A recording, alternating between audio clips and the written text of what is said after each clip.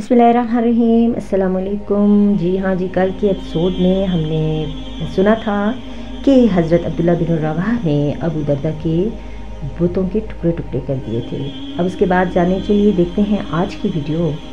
तो चलते चलते हमारा channel let's learn with us subscribe करते चले। जी, तो जब उम्मे दर्दा कमरे में दाखिल हुई, क्या देखती हैं कि बुत के टुकड़े चारों तरफ बिखरे पड़े हैं। ये अजीब व गरीब हालत देखकर उसके औसान खता हो गए। गम के मारे ज़ोरों कतार रोना शुरू कर दिया और नोहा करते करते कहने लगी, ए इब्ने रवाह, तूने मुझे हलाक कर दिया, ए इब्ने रवाह, तूने मुझे हलाक कर दिया। थोड़ी ही देर बाद अबू दर्दा घर पहुँचे। क्या देखते हैं कि बीवी कमरे की दहलीज पर बैठी ज़ोरों कतार हो रही है। पूछा, क्या हुआ। कहने लगी, तुम्हारी गैर हाजिरी में इब्ने रवाह घर आया, इजाज़त लेकर कमरे के अंदर दाखिल हुआ और हमारे उस बुत के परखच्चे उड़ा दिए। ज़रा अंदर जाकर देखो उसने किस कदर जुल्म ढाया है। हाय, हमारी तो दुनिया ही लुट गई।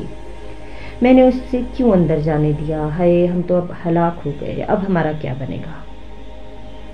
अबू दर्दा अंदर गए। उन्होंने देखा तो बुत रेजे रेजे पड़ा हुआ है और उसके टुकड़े चारों तरफ बिखरे पड़े हैं। ये हालत देखकर वो आग बगोला हो गया। अब्दुल्ला बिन रवाह से इंतकाम लेने का मुसम्म इरादा कर लिया, लेकिन थोड़ी ही देर बाद गुस्सा जाता रहा। इस हादसे पर ठंडे दिल से गौर करने लगा। उसके दिल में अचानक ये ख्याल आया कि अगर इस बुत में कोई खूबी होती तो आज ये ज़रूर अपना दिफा करता। हम किस कदर बेशऊर हैं कि जो अपने नफ़ा नुकसान का मालिक नहीं, हम उसकी पूजा पाठ करते हैं। इस ख्याल का आना था कि उसकी दुनिया बदल गई। फ़ौरन हज़रत अब्दुल्ला बिन रवाह के पास पहुँचे और उन्हें अपने हमरा लेकर रसूल अक़दस सल्लल्लाहु अलैहि वसल्लम की खिदमत में हाजिर हुए और मुशर्रफ बा इस्लाम होने का ऐलान कर दिया।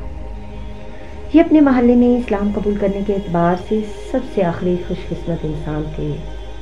हज़रत अबू दर्दा रज़ी ताला अन्हु रसूल अकरम सल्लल्लाहु अलैहि वसल्लम के चेहरे अनवर को देखते ही कलमा तैयबा पढ़ते हुए दायरा इस्लाम में दाखिल हो गए और आफ़ताब रिसालत की जलवा नुमाइयों से दिल की तारीकियाँ छट गईं और दिल की दुनिया बदल जाने के बाद उन्हें अपनी साबका ज़िंदगी पर शिद्दत से नदामत महसूस होने लगी। फिर उसके बाद वो अपनी इबादत में मसरूफ़ हो गए और इल्म की तरफ इस तरह लपके जैसे कोई प्यासा पानी के चश्मे की तरफ लपकता है। पूरी तवज्जो से कुरानी आयात को ज़बानी याद और उन पर गौर व फिक्र करने लगे। आपने जब ये महसूस किया कि तिजारती मसरूफियात इबादत की लज़्ज़त पर असरअंदाज हो रही हैं और इल्मी मजालिस में बहुत बड़ी रुकावट बन रही हैं, तो बग़ैर किसी तरद्दुद के तिजारत को खैर बात कह दिया। इबादत गुजारी और हसूल इल्म के लिए हमतन मसरूफ़ हो गए। एक शख्स ने पूछा कि आपने तिजारत क्यों तर्क कर दी। उन्होंने जवाब दिया कि मैं रसूल अकरम सल्लल्लाहु अलैहि वसल्लम की रफ़ाकत से पहले एक मसरूफ़ ताजिर था। जब इस्लाम कबूल किया तो मैंने इबादत और तिजारत को साथ साथ चलाने की कोशिश की, लेकिन मैं इस मकसद में कामयाब ना हो सका। लिहाजा मैंने तिजारत को तर्क कर दिया और इबादत में हमतन मसरूफ़ हो गया। मुझे कसम है उस ज़ात की जिसके कब्ज़े में मेरी जान है, अब तो मुझे ये भी पसंद नहीं कि मस्जिद के दरवाजे पर मेरी दुकान हो और बाजमात मेरी कोई नमाज भी फौत हो और मैं ख़रीद व फ़रोख्त करूँ और हर रोज़ मुझे 300 दिनार नफ़ा हो। मुझे अब इस तिजारत से कोई दिलचस्पी नहीं।